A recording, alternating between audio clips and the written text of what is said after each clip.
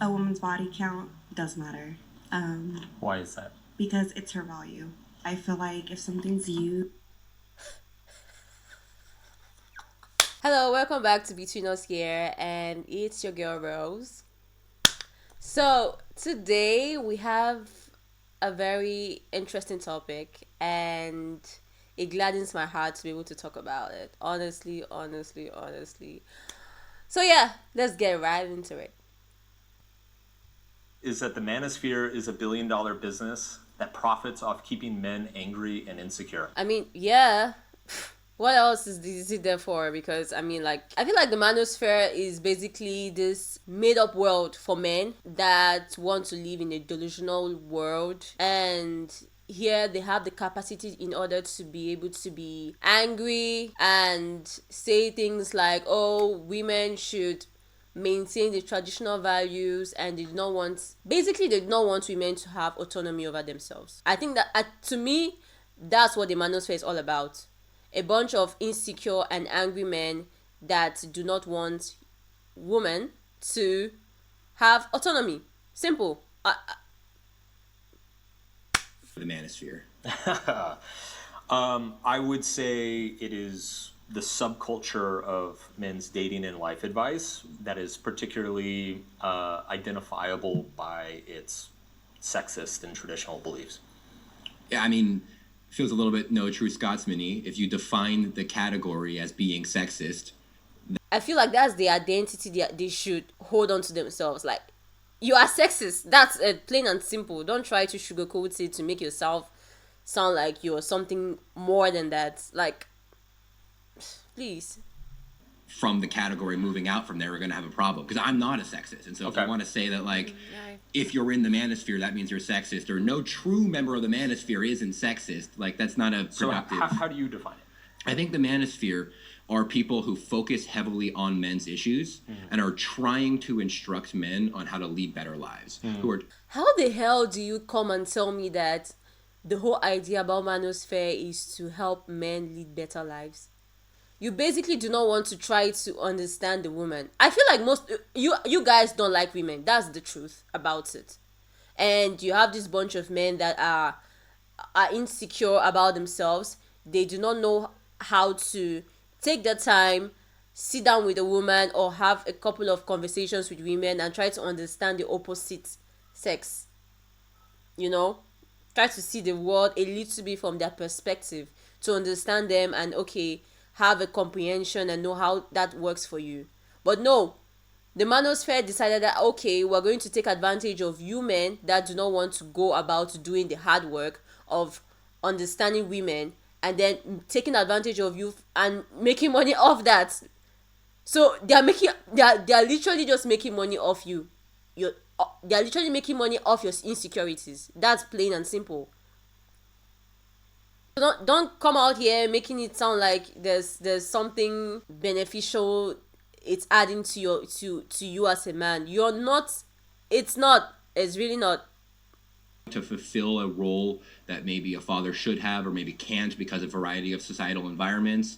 And they might do that well, they might do that poorly. And I think the discussion is about how well the sort of figures that are gaining popularity are doing that. Right. And maybe some of them might be sexist and some of them might be telling true things, and there's kind of a variety of mixed bags on this. But I do not understand how a full-grown man will come out here and make it sound like, okay, it's helping you to be a better man, it acts as a father figure, like, okay, and you're mentioning the fact that in retrospect, with all of those people that are giving you this advice, some of them could be sexist, some of them could be misogynistic, and you're also pointing out there can be some truth to it. So you basically are taking their advice from these sexist and misogynistic men and are applying that into your life and feeling like that makes you a better man. Like, how? a reasonable starting point for what the Manosphere is? That would be a broader definition than I would give to it. Wait, you defined it as sexist, and so obviously mine's much broader. Hello, yeah. Yes. I'm not even in your definition, so that's not. And I am in your definition. Right. So it's. I would say what has become popularized as the Manosphere, and maybe my reading is off on this, but it's it's stuff like the Tate brothers, Myron Gaines, Harrison Sullivan, all the guys featured in the recent documentary that came out. And the men he mentioned, when you take a look at them on a closer look in the documentary Manosphere, you realize like they do not have any sense of respect for women. They do not think a woman should be opinionated, and you look at all of that, the negative influences that it has had on many men. Even they themselves do not even believe the theory they are dishing out to other men. It's very fascinating, to be honest. And you see all of that as a man, and you sat down and thought about like, oh, okay, yeah, that will make you a better man. All you're doing is basically just avoiding the issue and then looking for some sort of like distraction, because it's not going to help you understand the opposite sex better and know how to navigate a relationship with so person. Feminism is ruining culture and society. That doesn't mean all women are, but it does mean feminism is. And I think it's an issue to conflate the idea of like, oh, women, like women, Sure. versus the philosophy of feminism. Sure. Because you could have male feminists who I think are often more destructive for culture than female feminists are. Right. And you could have women who are not feminists. And so on both ends, I think that's a conflation not to make. Because I feel like if you understand the fundamental ideology of feminist, you will not have any issue with it. Unless, of course, if you like or you enjoy the fact that we are in a patriarchal system and you get to have some certain level of control over a woman, then that's like a giant red flag for me. And it's not that I'm supporting the idea of the fact that feminism has not had like some negative impact on women and the society at large, but is to say that, okay, you are completely anti-feminist is very fascinating, because like feminism is down to its core equality for both women and men. Are you against that? That's the troubling question at this point. So yeah, like feminism has had its positive impacts and negative impacts like every other thing. But for me personally, like the manosphere, I think like it's just a bunch of men that are seriously sexist and against women, and I can't understand that. I really don't. Even if you're a man and you tell me, okay, you're a good man, but you still believe in the manosphere ideologies, I find it very contradicting, you know. So my claim specifically is about the men in this space who their primary message towards men is that of anger, that of selfishness, empowerment through intimidation and domination of others. I think there's a lot of different things there. I think there are a lot of things that you should be angry about. And he just mentioned the whole ideology about someone that is in the manosphere, like to the core, like you're just against women, literally. So you come in and then giving me some certain level of like, okay, but we do that, but we have bad men, but we have good men, and what do you mean? Take for example Andrew Tate, that is a misogynistic, fraudulent human being. It's like, and they look up to him. It makes me wonder, like, okay, if I meet a guy and then he's talking about all of this and then making references to Andrew Tate, like I as a woman would be scared. Like, so you looked at that and then you genuinely saw something good to like relate into your life, bruv. What? Society has decided that the future is female, has decided to instruct men from a very young age, has removed fathers from the home, has used various incentive programs to encourage single motherhood. Excuse me, did you say remove fathers from the home? Look, the manosphere basically it's like a dominoes effect, you know? Like, okay, this is the world. There is a man that is insecure, intimidated by a woman that knows her rights and knows her capacity to do what she can do, and she's doing it to the fullest. So you have a man that is intimidated by that, and then he goes to this manosphere hoping that he can have an understanding of how to navigate a world whereby women are not subjugated to a man's perspective of who they should be. And you go there and then they input all these ideologies of women are the enemies, and then after that you now come out you father a child, and then you carry around these ideologies that, oh, this woman, beyond, she's not above me, I am above her, and all of those things. And then the woman being the woman, knowing that, okay, I have the right to be in this space and I have the right to leave as well. And then she leaves you and goes and become a better person with her child and all of that, because I mean, obviously, what else can she possibly do? And then you cannot be a proper figure to her child, and you come out here and say they are taking over your children and inhibiting you from being fathers. How can you be a good, responsible father with all of these ideologies roaming around in your brain cells? Like, even I wouldn't even stand for that.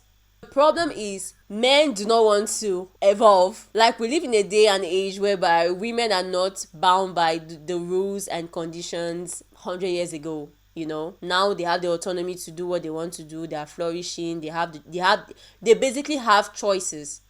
And you as a man have decided that you do not want to evolve with the times. Now that's the problem. Has made it such that boys are told from age 7 that the fundamental way to view history is a patriarchy, and because other men used to be bad, which I think is even debatable a claim on its own, that you therefore are bad as well. And I think that there's a lot of things that you should be angry about. Mm-hmm. And I'm sorry, what exactly are they supposed to be angry about? Patriarchy. How is the world of nowadays really limiting you from your little boy from becoming the full-grown man he should be later down the line? Because he cannot live in a patriarchal system? Is that your reason? You should be angry about. That doesn't mean you should be selfish. Right. Same thing, idea of like, you shouldn't intimidate and you shouldn't lead with force.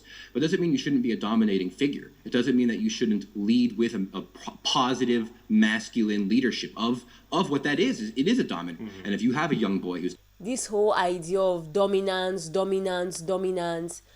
it's very annoying. It's very annoying. Because a man would think, okay, all I have to do is to be an alpha man, basically. Because that's what he's saying here.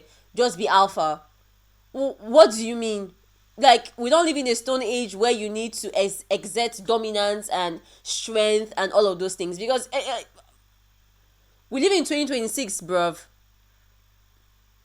Okay? So you have to learn how to, aside from you having some certain level of brain cells in your mind, you have to learn how to develop emotional intelligence, you know? Just saying.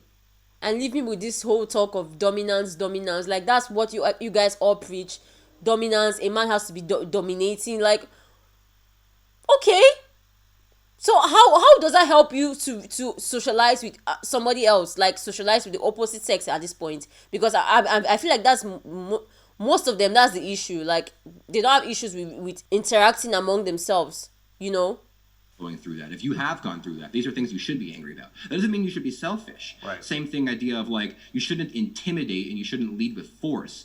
But doesn't mean you shouldn't be a dominating figure. And I think the good manosphere figures, I mean, you named a couple of them, whether they're good or bad, I don't want to mention the personal lives of those people, but the message of like, shut up, go to the gym. I'm sorry your life is hard. And right. You should be angry about that, and you should fight back. But you need to channel that into, talking to that pretty girl anyway. I would really like to understand, what is that definition of being strong? What's your definition of being strong? Do you mean being strong as in the physical sense, or being strong mentally or spiritually? What do you mean being strong? Because most of you guys walk around with this idea of like, okay, I need to be strong. Strong in what sense? If you want to talk to a girl, what is your strength? How is your strength going to be of benefit to you in that situation? I think you've just done the same thing with feminism that you accused me of doing with the Manosphere, mm-hmm. right? Which is taking some of the most extreme claims and then classifying the entire school of thought based on those extreme claims.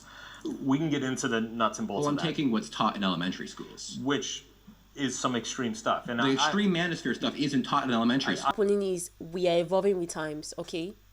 You cannot teach your little boy how to be a man with patriarchal values. It doesn't make any sense. In this day and age, your child basically will be bound to fail. I'm sorry, your little boy will be bound to fail, because why? He's not being taught how to live in the current world in which we are right now. So leave me with the whole talk of like being angry, extreme manosphere is not being taught to little boys. Like, what do you mean? They obviously should be taught how to exist in this world. You cannot have deep patriarchal values. You have to learn how to respect everybody. I feel like that's an okay lesson to teach a little boy. So when he grows up, he understands that he is not supposed to have all of these expectation of him to be a man, an alpha man based on you guys. I do agree with that. Okay. So, like, I would agree with you on that probably shouldn't be in an elementary school. Yeah. This, Funded by the state. Yes. The second point, there's the advice, and then there's the packaging, right? Yes. What you just said, right? Get your life together. Go to the gym. Take care of yourself. Like, work Amen. on yourself. Yes, sir. Right? Like, these are I feel like the whole idea of taking care of yourself, take care of your mental health, take care of your physical health as well. Like, it's just it's basically paying more attention to yourself and taking good care of your body. This has nothing to do with manosphere or feminism. It's just general human care. So don't come here and tell me, oh, that's manosphere teachings and that's how they helped you become a better man. That's just okay. So if you do not have these lessons, are you just going to sit around and just be a couch potato and let yourself go? I'm genuinely confused. Using all of these ideologies of, oh, they're telling you to go and go to the gym and all of that, and you are saying, okay, that's making you a better person. Like, that's rubbish. You can't even use that to advocate to being in the manosphere and the good wonders it has done for you. all great things. My point would be that you can get that advice in 100 other different places without the toxic packaging. But that doesn't go viral. People don't see it. The media suppresses it. Thank you so much for saying this, because it's this whole it helped me become a better person, take care of myself. Like okay, but you can't use that to advocate as to why it's a manosphere is generally a good ideology. Like, there are deep embedded toxic values this comes with. What about those? Do you take that into retrospect? Environment, if you want to get the message out, you have to go extreme. And I wish we didn't have that. And if we want to talk about how we should restructure the systems of YouTube and everything, that would be great. And I think we're trying to do that now. Okay, so you want to propagate a certain ideology to people, and you feel like the best way to go about it is to go the extreme way, all way through. And that is how people are going to accept it. How has that helped anybody? Like, if you're coming to me and then you're preaching to me, okay, the manosphere is a wonderful place to be, we have a good community and all of that, and then what I'm seeing online is the toxic trait of men, how they are deeply misogynistic, how they are sexist, how they don't think women deserve basically the right to exist as a human being. And you tell me you guys have all these wonderful values. How but but if I come to you and I say, okay, but I see this negative traits I see online, like, what do you think about that? Oh no, don't worry about it. For us to be able to propel our information and our ideologies further to the world, we need to go extreme way. Don't you think you're sending the wrong message? I don't know. Did you think about that? Trying to get this out. How do you have to go extreme? I mean, like, so I'll give an example of somebody who I do think is a healthy figure in this space, which is Chris Williamson. He's like the 8th biggest podcast in the world right now. Like, he's not extreme. He's not saying all the same shit that, like, Andrew Tate is saying or Myron Gaines is saying, right? It's like, I have an audience of over 10 million people. I'm not saying any of this shit. I don't think you have to be extreme to get it. And I love the fact that he's telling him to his face, like, you don't need to be extreme to give out information or certain ideologies to people. Like, if you feel within your spirit is good, let that lead the way. Don't come telling me, okay, we are good people, but we need to do evil things in order for people for people to get to know about our world. Excuse me. I mean, people that have come out to talk about good things they have done or good ideologies, or even what am I even going for? Feminism itself. People have come out to talk about it, and yes, though there have been negative outcomes with feminism, you cannot deny the positives it has done for the society.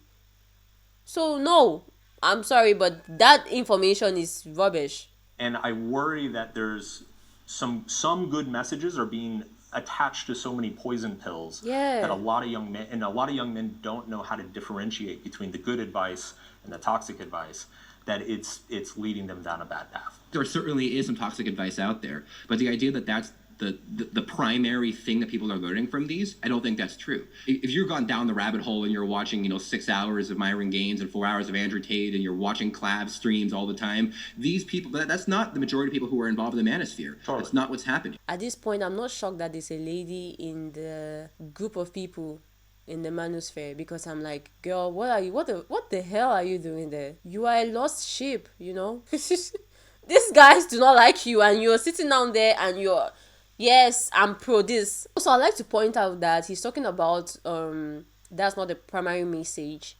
How am I supposed to know what's the primary message? Excuse me, I do not exist there. So how am I supposed to know or differentiate what is primary and what's secondary to you guys? Because to me, everything is the same thing. Or saying, you know what, maybe you should put more interest into your look. It's not everything, but obviously your look matters, and maybe you should go to the gym. It's not everything, but obviously the gym matters. All of these messages may be packaged with a more extreme idea to it. Sure. But the extremeness is how you go viral. And someone like Chris Williams, I'm sorry, but so your reason for going extreme is to be able to go viral.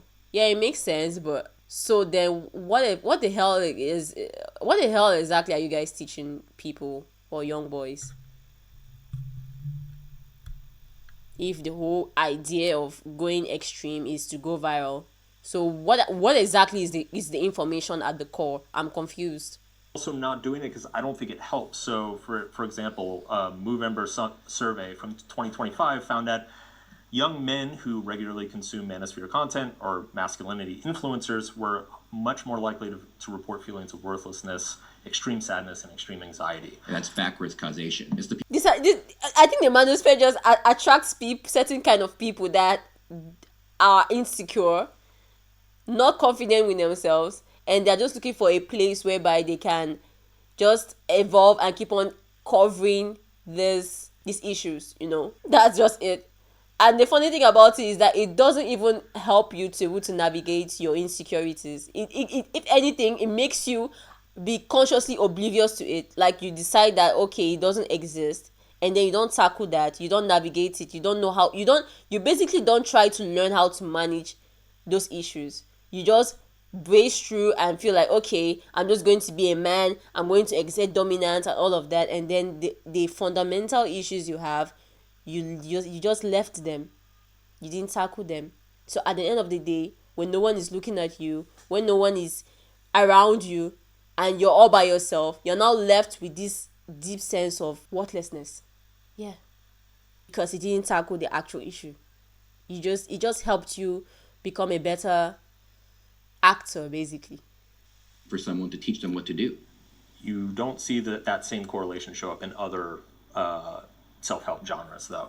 Well, that self-help genres don't help almost always. They're almost always feel-good nonsense. If you're told you're good the way you are, you can do whatever you need, you're a magic special person, that's the kind of thing that someone who is looking for that kind of experience. Right. The person who is feeling bad needs someone to tell them, yeah, you are feeling bad. But is that what they teach you guys though? Because so far, I don't see how that has tackled you got your problem. This is holding you down, and it's Well, not, it is. We just agreed that elementary schools are trying to oppress men at the age of 7. Is that the Matrix? What? The state funded by the state. Of course, it's the Matrix. Is it? Okay. I can feel your oppression from here. You said globally, so like what do you think that is? My guess is that it's a combination of moving to a more globalized services economy, right? If you actually look at the psychological differences between men and women, right? It's like women tend to be a little bit more pro-social. They tend to be a little bit better at building and connecting and managing relationships. We're in an economy where that is more valuable than. And that's so true. Like, women are able to handle stress better, manage it better. And like he said, we are in an economy whereby that is of more benefits than brute strength. Okay, so you need to learn how to evolve emotionally, socially, manage stress better, manage your emotions better.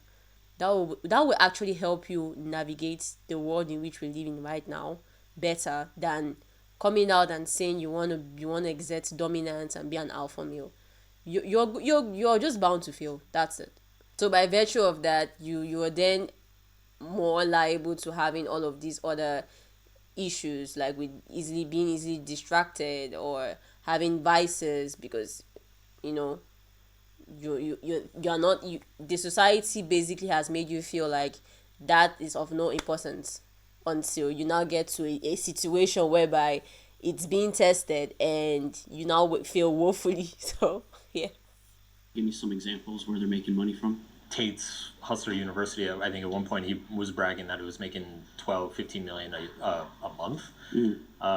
Sports betting, gambling sites are sponsoring a lot of these guys. They're driving like millions of dollars of revenue to them.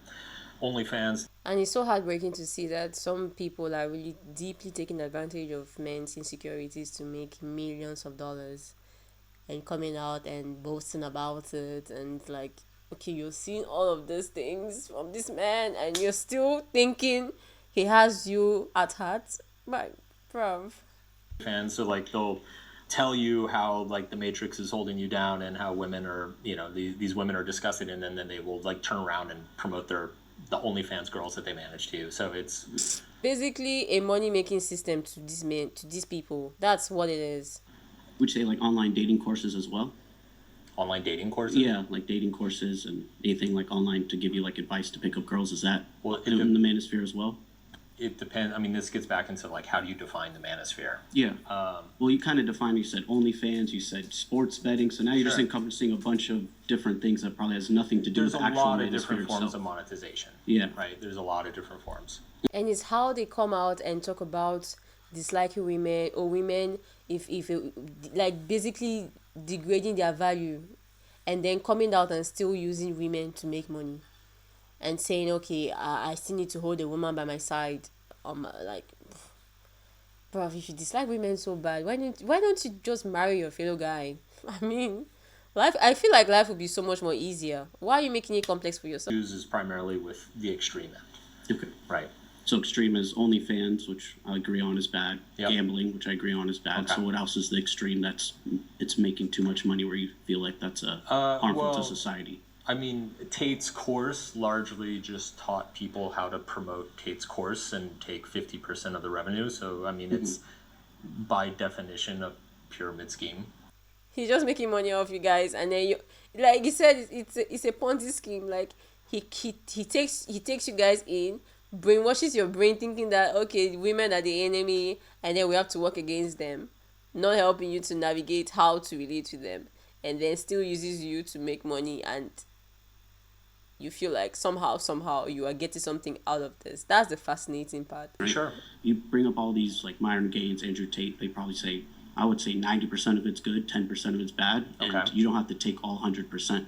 Everyone has self-agency, so if you can't decipher what's good and bad from someone, not to be rude, but unfortunately you're just low IQ because You are the one that is low IQ actually, because you are still listening to this guy that has all these allegations against him, and because he's somehow producing a platform where you can make money, that makes it okay for you.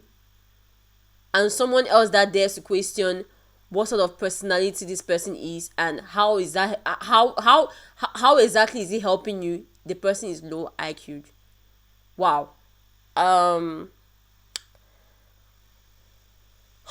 don't know. I lose hope. Sometimes I lose hope for these men, because it's like the brainwashing has been thoroughly done. There's no saving. There is really no saving from them. you're just trying to find something to blame on because you're not taking accountability for your life. Right, but it's if they're promoting self-accountability while actively promoting things like sports betting, crypto, gambling to people, young men who are very vulnerable, they're naive, they're inexperienced. In a lot of cases, these are like 14, 15, 16-year-olds, right? Like, you don't have to be low IQ to be a 15-year-old who doesn't know a fucking thing about stock trading. I think it's very logical, really. It's like you cannot be advocating for self-improvement and then you're still promoting gambling addiction. What is going on here? How are those two things in the same sphere? I don't understand. And then somehow this dude is here making it look like there's some sense into it. It's absolute rubbish. The truth about it is that they force advertise that they are going to help you become a better person, better man, and then they go for like the really naive ones that don't know any better, and then put in this nonsense into your brain. You come out thinking that, oh, okay, they are doing you some kind of good wonders for you. Like, you don't know any better, so you can't even speak, you can't differentiate anything, because why? You have been fed rubbish, so you're just going to vomit that's all. Is that a woman's body count doesn't matter. Okay, so personally, I do feel like a woman's body count does matter. Why is that? Because it's her value. I feel like if something's you,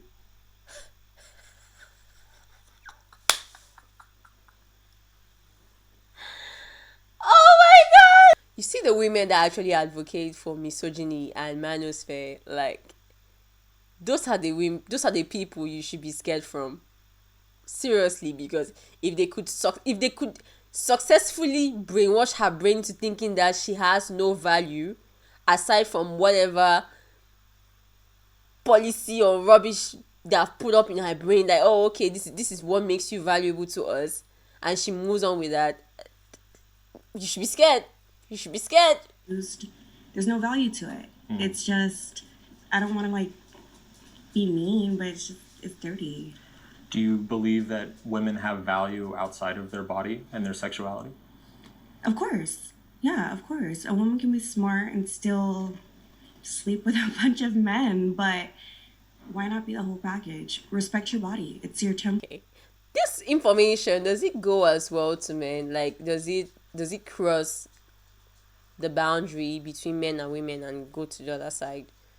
Because you're like, okay, I'm not advocating for people to go out there and have thousands and thousands of body counts, but the truth about it is that it's your body, your choice, your autonomy. You can't come out here and feel like you want to come out and tell women what their value is based on the amount of body count, even though that's not a true representation of who they are as a person. Is like, so you have reduced the woman. She mentioned the woman that's smart. She's smart, but then she has a lot of body counts. So the body count is more important. Is that what you're telling me? What about her brains? What about her values? What about her smartness? All of those things don't exist because her body count is whatever number that seems outrageous to you. That's a very nice way to look at yourself, really. It's a part of who you are, so respect it. Well, that's interesting, actually. Why do you think it's disrespectful for a woman to sleep with multiple men? Because you're allowing different energies onto you. What if they're in committed, loving relationships? What if it's been like a long series of 2-3 year relationships over 10, 15 years? Well, then you wouldn't be dating a bunch of people. You wouldn't be sleeping with a bunch of people if you're committed. So, But you would have a high body count, right? to me, I feel like a high body count is realistically maybe over 4 or 5. Like I said, to them, a number is subjective to what is a high body count. Like, if they feel like 5 is like crazy, that's what they're going to put. Even though 5 to some people it's like, okay, like in my entire life I've just been with 5 people, and then somebody else can look at you and say, oh, that's a lot of body count. You don't have any value. Like, it's the standards for me. Like, women are held to a standard that I don't know. It's so unrealistic. Like, it's like, okay, you have held them here. Like, you almost look at them like they should be this pure, untouched Like there's this way you look at them, and then the other men can be whatever they can be. They can go around, sleep with 1,000 women. If anything, that's even looked at them being men, because they're able to sleep with multiple women. But for women, oh no, they should be held at very high standards. By who? I'm confused. Who even made these rules that if the woman has so and so body count, suddenly her value has been degraded? Because it doesn't make any sense to me. But then a man can go out and sleep with 1,000 women and then come out and see and boast about being a man. And you're talking about the reason why you're saying that is because you're receiving different energies. What about the man that is sleeping with multiple women? Is he not? I'm sure there's this lot of transfer of energies going on with 1,000,000 people, and then he carries it and comes to you. Let's say you are in a committed relationship with him. You are now in contact with 1,000 other spirits going on with him.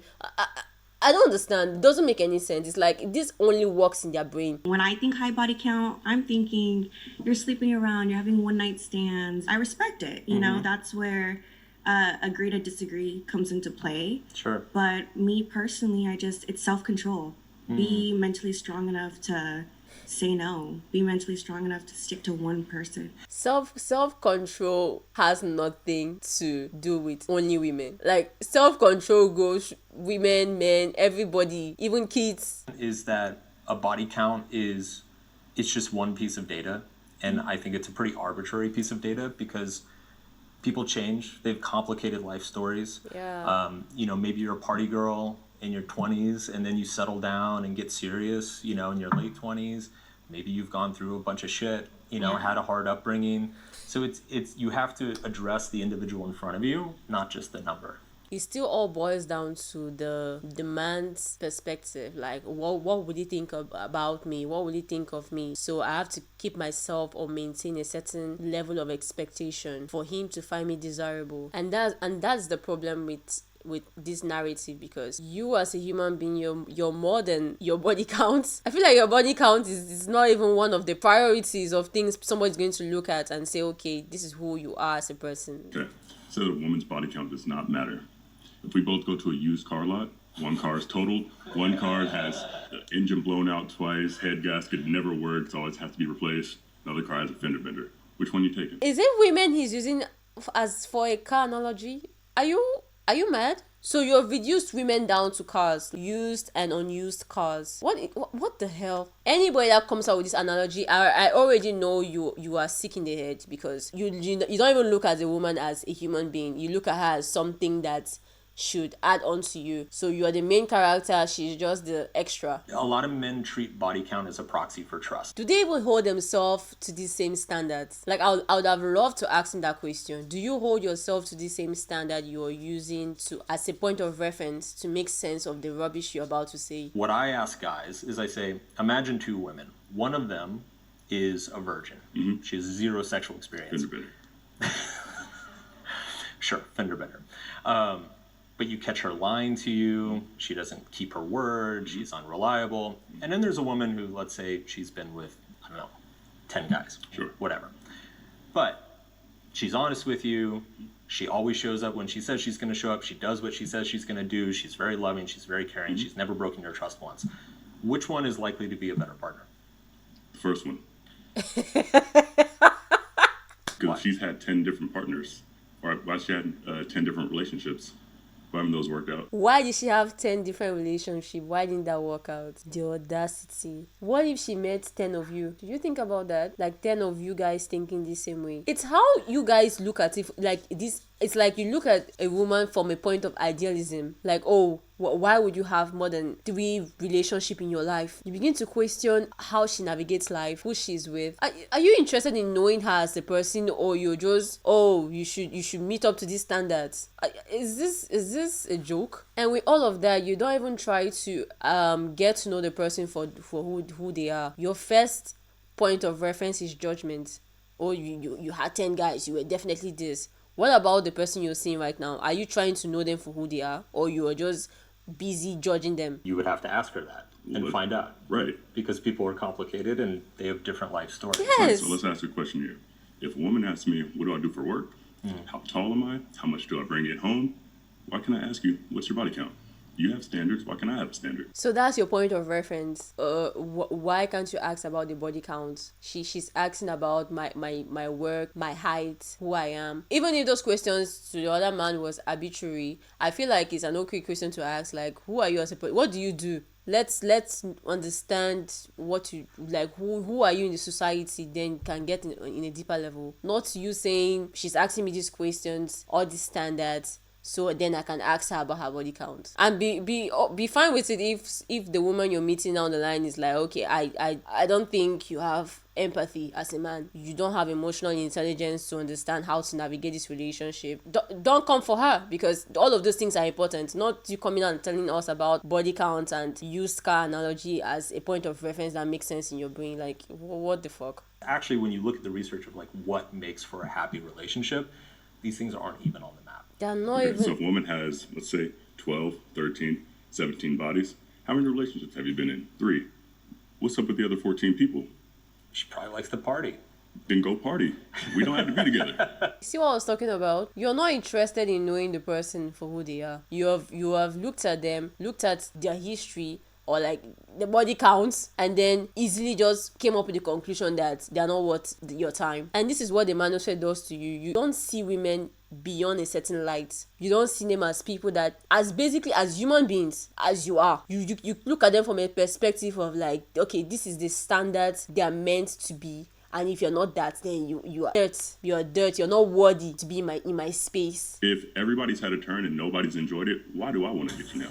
Wow. The characteristics, that speaks more to why body count could matter and should be factored in the decision if you're going to be willing to take risks. So you would rather not try to know the person and know how or what who they are. If they are someone they are deceptive or they put themselves to risk, you're using body count as a metric to their personality traits. How very interesting. Like, if that's how everything was being looked at, a virgin would be the most risk-free person to ever tie yourself to. Feminism, straight pipeline to abortion. Is the oversimplification of feminism to abortion. Like, wow. How is a woman trying to have autonomy over her own body is now classified as a bad thing? When you see men coming out having ideas of how women should navigate pregnancy, how they should give birth, it is very mesmerizing to me, because it's like, you have never experienced what it means to be pregnant. So how the hell do you know what's best? But do you try to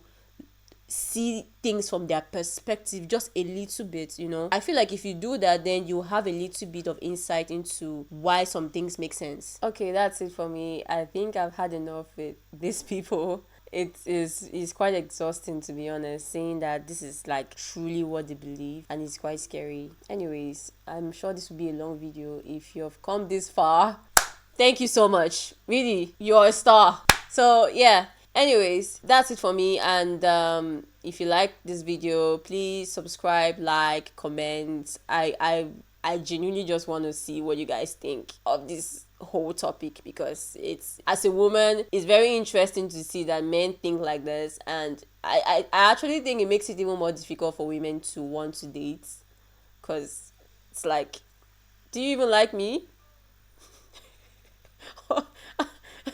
why should I date you? Because I don't feel the like. It's like there's this underlying hate, but you have to just tolerate women, or probably you just want to use them based on what they can offer you sexually, and yeah, objectifying women. So yeah, anyway, thank you, and on to the next one. Goodbye.